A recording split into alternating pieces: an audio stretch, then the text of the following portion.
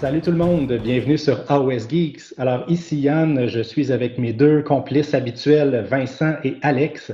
Alors dans cette vidéo, on poursuit notre série sur comment vaincre chacune des factions de Age of Sigmar et on s'attarde aujourd'hui aux Idonettes Deepkin. Alex, les Idonettes, c'est une armée rapide qui vole, qui frappe fort, qui ont une excellente sauvegarde d'armure.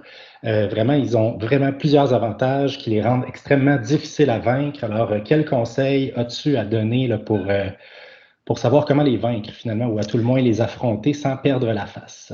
Ouais, ben en fait, justement, on va dans cette série-là, on se rappelle, là, c'est pas une série pour chaque faction comme en 20, mais c'est vraiment de faire les forces, les faiblesses de ces armées-là, chacune des armées, pour voir justement comment on peut exploiter ces différentes failles-là.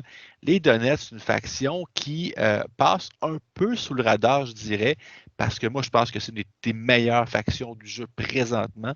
C'est une faction qui contre assez bien les tops du méta, si on veut. Et c'est une faction qui a reçu un très bel ajout avec Moratti. Une mise à jour vraiment intéressante qui a ouvert des possibilités à cette armée-là. Puis, non, je pense que c'est vraiment une armée qui est très, très difficile à affronter pour plusieurs joueurs, pour plusieurs raisons. Si on regarde les forces de cette armée-là, ben, tu l'as mentionné, mobilité. Si on regarde, c'est une faction comme pratiquement toutes les nouvelles factions introduites dans Age of Sigmar qui n'ont vraiment aucune espèce de lien en termes de figurines avec The World That Was. Ils ont une gamme relativement limitée de modèles, donc un choix limité d'options. Et là-dedans, malheureusement, la portion Namarti de l'armée, les Reavers, les Thralls, ne sont pas très, très joués en compétitif. Donc, on va se ramasser avec des armées axées sur les Ishland Guard, sur les Morrsar Guard. Et depuis le nouveau livre, vraiment, le Léviadon, le livre de Moratti, je veux dire, le Léviadon, les Alopex. Donc, on va vraiment avoir une armée qui va être basée sur la mobilité. Tout bouge rapidement. Et si je peux me permettre d'ajouter, dans la mobilité, ils ont aussi la possibilité de faire du deep strike très efficace avec des charges qu'on a des bonnes chances de réussir. Exact. Donc, vraiment, c'est une armée qui peut vraiment contrôler le board puis frapper là où elle veut. Exact. Et surtout, c'est une armée qui va venir contrer les armées qui se basent sur le tir. De par leurs règles d'allégeance, qu'on peut cibler uniquement l'unité qui est la plus proche, on peut facilement positionner des unités très tanky. On parle d'Ishland Guard avec Moratti maintenant près d'un Léviadon à 2+, qui ignore le Rend. À 4 points de vie chacun, ça commence à être difficile à tasser. D'ailleurs, c'est une autre force de l'armée. Si on regarde une armée, bon, OK, j'ai une unité de 10, 20 modèles, j'en perds 4, 5, 6, ben, je perds des modèles, donc je peux moins prendre d'objectifs, mais aussi je perds de la force de frappe. Idonette, lorsqu'on concentre l'armée sur les anguilles, le Léviadon, les Alopex, c'est à part le Léviadon, puis encore là, elle a un profil régressif super avantageux. C'est très, très difficile d'enlever de l'efficacité à l'armée. Donc, même si on fait, j'ai fait 3 blessures dans cette unité-là, 5 sur la tortue, j'ai aucun impact tangible des blessures que j'ai causées. Fait que ça, c'est une autre force de l'armée. Donc, ça peut être très, très frustrant. Je fais une bonne attaque, j'ai un bon jet, je fais 8 PV sur le Léviadon, mais en frais de partie, j'ai aucun impact sur les jets de dés de l'adversaire. Donc, ça fait en sorte que l'armée peut maintenir sa pleine efficacité, même en encaissant des fois des dizaines de points de vie répartis dans l'armée. Fait que ça, c'est un autre avantage et c'est quelque chose qui rend l'armée très, très, très intéressante tout au long de la partie. Sinon, c'est une armée qui excelle au niveau de la charge. On parle encore des deux unités, je dirais, le backbone, le squelette de l'armée, Ishlan et Morrsar. C'est deux unités qui vont tirer leur plein potentiel lorsqu'ils chargent. Donc, les Morrsars deviennent beaucoup plus mortels, je dirais, au niveau, donc moins 2 drain, 2 dommages chacune. Les Ishlan plus une sauvegarde. Donc, chacune va vraiment exceller dans leur domaine. Fait que ça, c'est vraiment les forces de l'armée. Donc, c'est quand même la mobilité. On a aussi plusieurs habiletés qui vont s'ajouter durant la partie, comme tour 2, course et charge, tour 4, retraite et charge. Donc, il y a beaucoup d'accents mis sur l'aspect mouvement et bien sûr l'aspect rapidité, charge, être les premiers agresseurs pour culminer au tour 3, en fait, avec les unités idonettes qui frappent au début de la phase de combat. Puis une dernière chose qu'il ne faut pas oublier aussi, c'est que c'est une armée qui n'a pas réellement besoin de points de commandement. On verra si la V3 va changer un peu ces choses-là, mais les unités Morrsar et Richelieu ont déjà une habilité qui peuvent relancer leur charge. point de commandement qu'on ignore. Les courses, avoir un 6 avec le mouvement qu'on a, bof. Plusieurs habiletés, exemple, Volturnos, relancer le 1-8, il le donne de facto. Les bannières relancent le gène moral. Donc, on a un paquet d'habiletés normalement de commandement qu'on a de facto, de sorte que, et on a une seule habileté de commandement sur les War Scrolls, c'est le plus une attaque lors du troisième round de bataille. Fait que, encore une fois, ce n'est pas une ressource qu'on dépense, sauf au moment où est-ce qu'on veut vraiment frapper le plus fort, et ça fait très mal. Donc, grosso modo, ce sont les principales forces, je vous dirais, à mon avis, des Idoneth Deepkin. Maintenant, quelles sont les lacunes? Il y en a quand même quelques-unes. Et ça, il faut quand même y aller comme ça. Puis, je dirais, premièrement des choses, c'est une armée très, très élite. Donc, très, très peu de modèles. Ça veut dire que, et surtout, on n'a pas de règles. Un Léviadon compte toujours comme un seul modèle pour prendre un objectif. Avoir 2 gobelins sur un objectif va le prendre à un Léviadon. Donc, une armée qui est capable d'avoir un nombre élevé de figurines va quand même avoir une certaine chance au niveau du contrôle des objectifs. L'autre chose, une armée d'élite, une armée, comme vous l'avez dit tantôt, qui se base beaucoup sur la sauvegarde. On pense à des Schlaen qui vont encaisser beaucoup, beaucoup de blessures en ignorant le rend. C'est une armée qui est donc très, très vulnérable aux blessures mortelles. Très, très peu d'habilité pour pouvoir se défendre contre les blessures mortelles, à l'exception des bateaux, donc des éléments de décor de faction qu'on peut placer. Mais c'est un 6+. Fait que c'est anecdotique quand même. Ce n'est pas une mesure qui est très, très fiable. Ce n'est pas une armée non plus qui va exceller en défense magique. Donc, ce n'est pas une armée qui va avoir énormément d'habilité, beaucoup de mages pour contrer les sorts. Oui, il y a Volturnos qui se protège lui-même, mais une armée qui a beaucoup de magie, donc beaucoup de blessures mortelles, beaucoup de sorts pour peut-être diminuer le mouvement avec les Soul Snare Shackles. Donc, peut être une arme intéressante à ce niveau-là pour résoudre un mouvement de moitié de plusieurs unités. Donc, blessure mortelle, contrôle d'objectif. Et l'autre chose, et ça, on le voit de plus en plus dans les différents livres, et c'est une habileté qui est souvent sous-évaluée, des habiletés qui permettent ou qui empêchent plutôt la retraite. Empêcher la retraite contre l'Idoneth, puis je pense entre autres au Grapnel Launcher Caradron.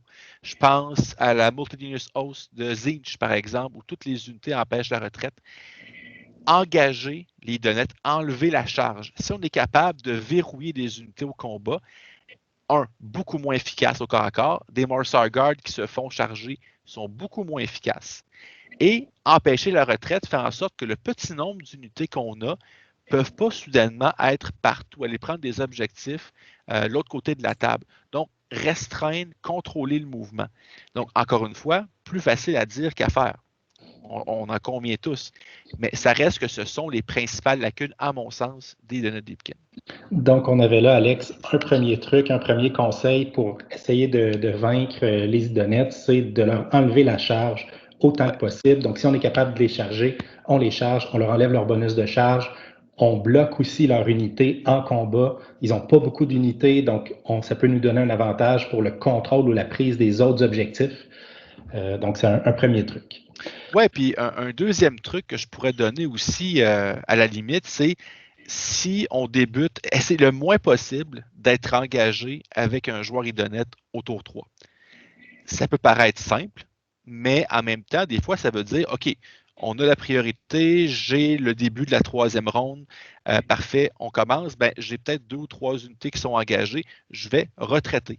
Même si ça ne fait peut-être pas du sens, c'est peut-être pas le mouvement stratégique, logique à faire au niveau des objectifs ou quoi que ce soit, mais essentiellement couper de moitié l'impact de cette règle-là, de la high tide à la ronde 3, peut faire une différence. Parce que même si je suis engagé, je vais subir en premier, je vais avoir des pertes avec ces unités-là. Et même chose, si j'ai le deuxième tour, le deuxième tour dans la ronde 3, ben peut-être que oui, je vais avoir encaissé, mais peut-être qu'après ça, je vais retraiter.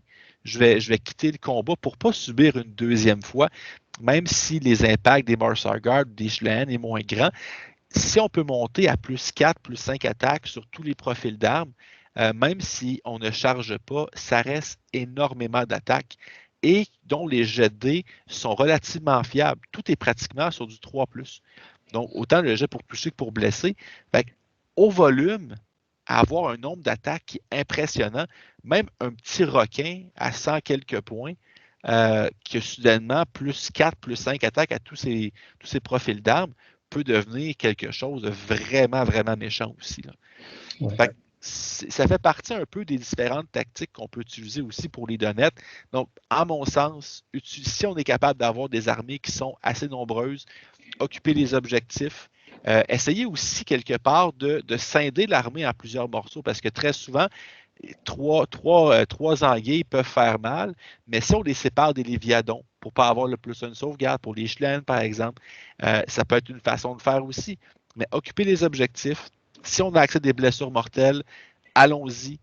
Si on a des habiletés qui restreignent le mouvement et surtout, en fait, si on est aussi capable de charger, d'engager ces unités-là au tour 1, 2, 4 et 5 pour les verrouiller au combat si possible avec des items qui empêchent la retraite encore plus. C'est une autre façon de faire. Puis je sais que c'est facile à dire comme ça dans une vidéo. Ben ouais, j'ai telle unité qui empêche la retraite. Mais tu sais, on avait discuté, Yann et Vincent, dans une vidéo sur le list building, je me rappelle bien, sur la façon dont on construit les listes. Ben, moi, justement, quand je construis mes listes, si j'ai accès à des petits items comme ça, peut-être que ça ne me donnera rien dans la plupart de mes parties. Mais la fois où je vais avoir une unité avec un Grapnel Launcher Caradron, que je peux empêcher une unité de retraiter ou d'aller ailleurs et ainsi charger au tour 4, par exemple, ça peut valoir la peine. Fait que je pense que c'est, grosso modo, là, je pense que ce sont les principales idées que j'utiliserais comme avantage pour exploiter les différentes failles des idonettes. Mais encore une fois, à l'instar de la vidéo sur les luminettes, c'est pas une armée qui a beaucoup de failles non plus. Dans le jeu, la vitesse, pour moi, c'est la plus belle qualité d'une armée. Une armée qui est capable de se redéployer, qui peut menacer n'importe quel objectif à n'importe quelle ronde. C'est très méchant, mais ce sont des certaines façons qu'on peut utiliser en fait pour contrer. Vincent, tu es un joueur idonette. As-tu d'autres éléments que tu ajouterais? Ben oui, puis toi, tu l'as vécu la première fois que tu as joué avec les idonettes, tu ne connaissais pas encore, Yann, puis tu as fait une petite erreur, tu m'as raconté. Si vous avez la chance au tour 1 ou 2 d'aller engager Volturnos, puis peut-être de passer Volturnos, c'est la pièce maîtresse de l'armée. C'est elle qui fait qu'au tour 3, il y a 3 unités qui vont se retrouver avec plus 4 ou plus 5 attaques. Et là, c'est un tour 3. Ceux qui l'ont vécu, c'est une horreur. Là. Si vous n'avez pas joué avec les idonettes, le tour 3, lorsqu'il frappe en premier avec plus 4 ou plus 5 attaques pour 3 unités, c'est monstrueux, ça nettoie une table. Fait que si vous avez la chance, même si ça peut vous coûter une unité parce qu'elle va être derrière les lignes, qu'elle va mourir, si vous avez la chance d'éliminer Volturnos avant le tour 3, vous vous donnez une grosse chance sur la partie. Là. C'est un gros plus. Généralement, évidemment, il est bien protégé, mais c'est une pièce qu'il faut aller menacer. Si on est capable de la sortir, on sort le game plan du joueur idonette. Là. Oui, Volturnos, c'est vraiment la cible prioritaire. Ouais, pour la petite anecdote, j'avais joué en tournoi contre les idonettes de Pierre-Luc Héroux. Puis avec un Stonehorn, j'avais eu l'occasion de charger Volturnos, mais en fait, je m'en suis rendu compte après parce que Volturnos était vraiment caché derrière un bateau.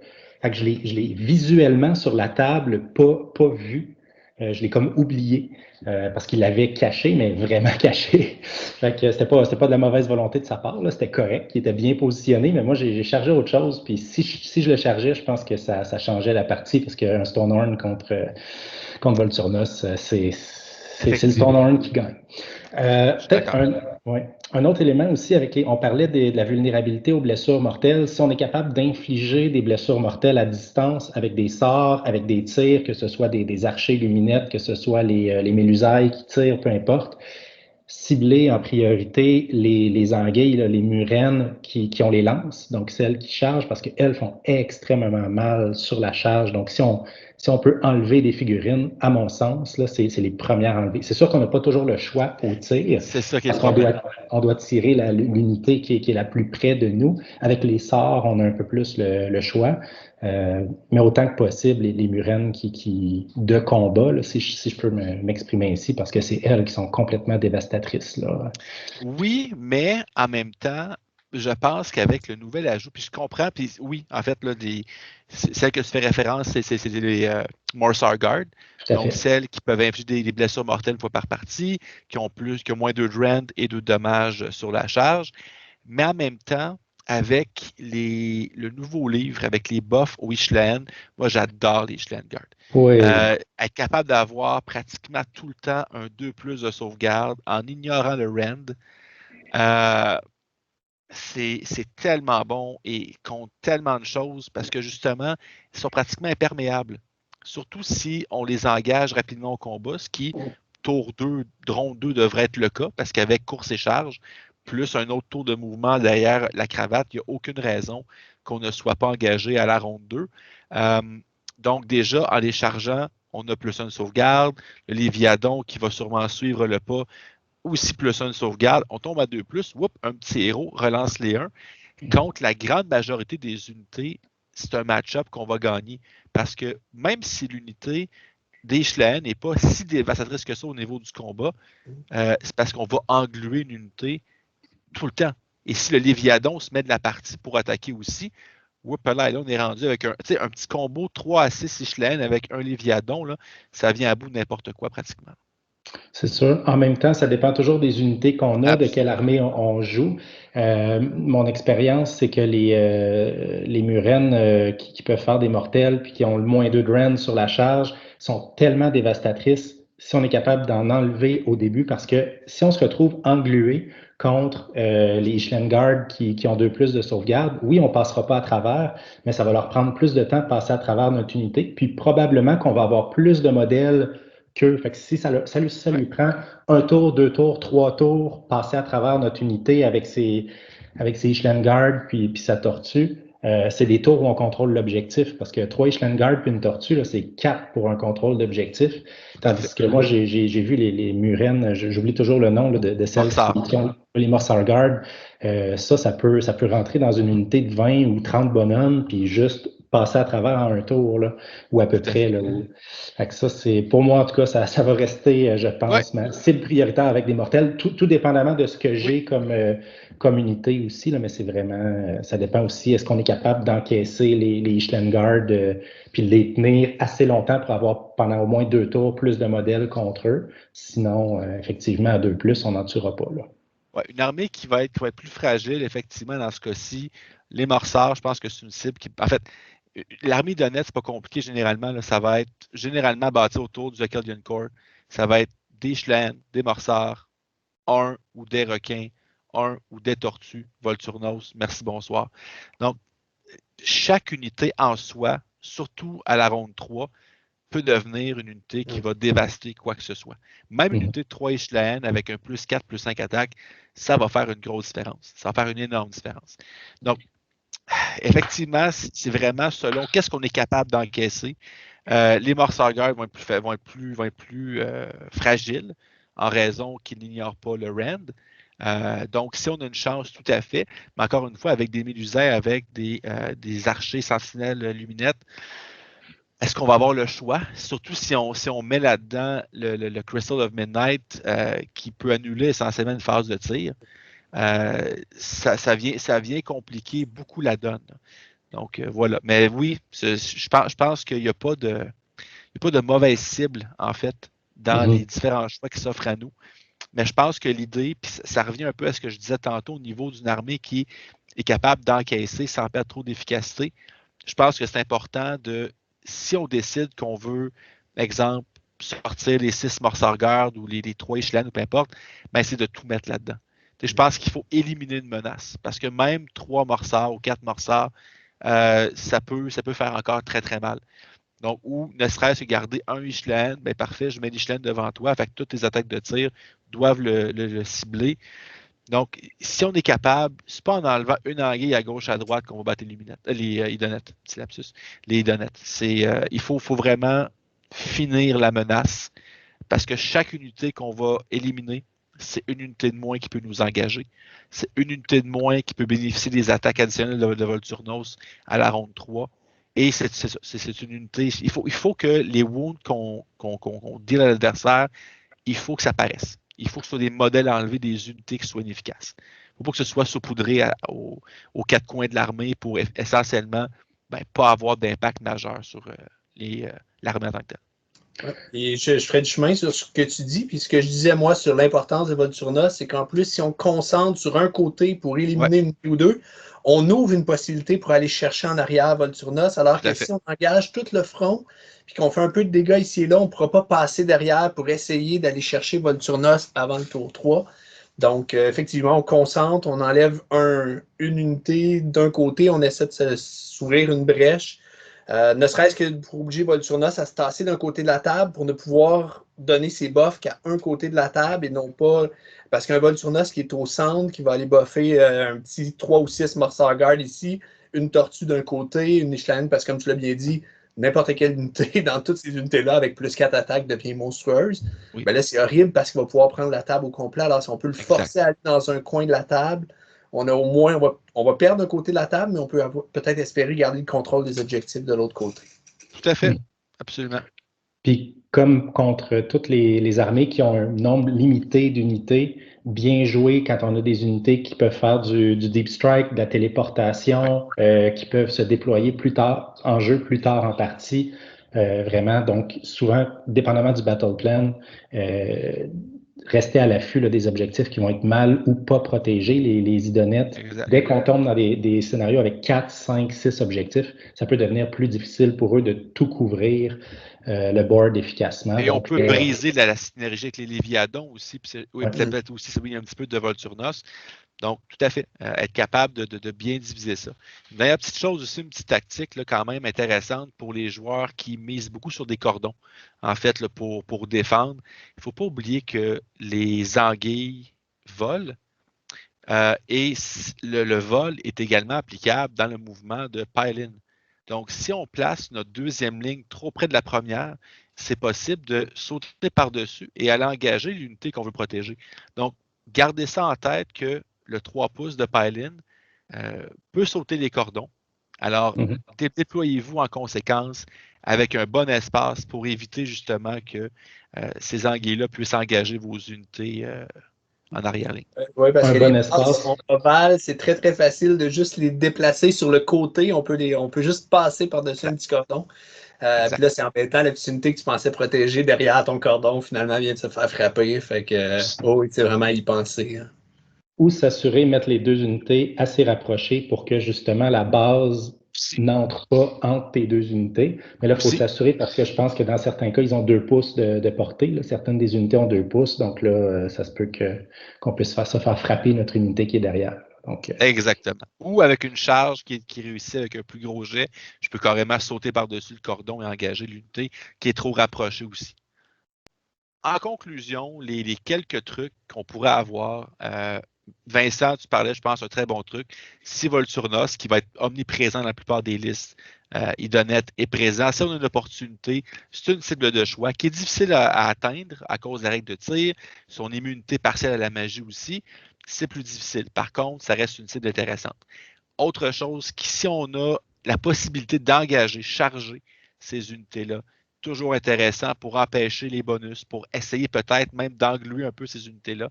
Si on a accès à des règles qui empêchent la retraite, en plus de ça, c'est encore meilleur. Je pense que c'est une façon de couper leur mobilité. Finalement, si on a accès à des blessures mortelles, je pense qu'il faut maximiser là-dessus. C'est une armée qui n'aime pas les blessures mortelles et également engager le plus possible la même unité, éliminer des menaces au complet, ne pas saupoudrer les blessures à travers l'armée, parce que c'est une armée qui peut facilement encaisser des blessures partout sans perdre beaucoup de son efficacité. Fait que je pense que c'est grosso modo, là, c'est les principaux conseils que je donnerais pour avoir un peu plus de chance contre l'Idonet. Mais encore là, c'est une armée qui est très, très efficace et je pense que si on peut avoir un nombre d'événements intéressants en 2021, je pense qu'il pourrait surprendre dans le méta. Ah oui, absolument. Donc, ça fait le tour des conseils qu'on avait à donner pour affronter et vaincre peut-être les idonettes. Alors, est-ce qu'il y a des éléments qu'on a oubliés? Est-ce que vous avez des trucs que vous pouvez nous partager sur comment affronter efficacement les idonettes Deepkin? Vous pouvez nous partager ça en commentaire sous la vidéo. Encore une fois, un petit pouce en l'air est toujours apprécié. Et sur ce, bon wargaming!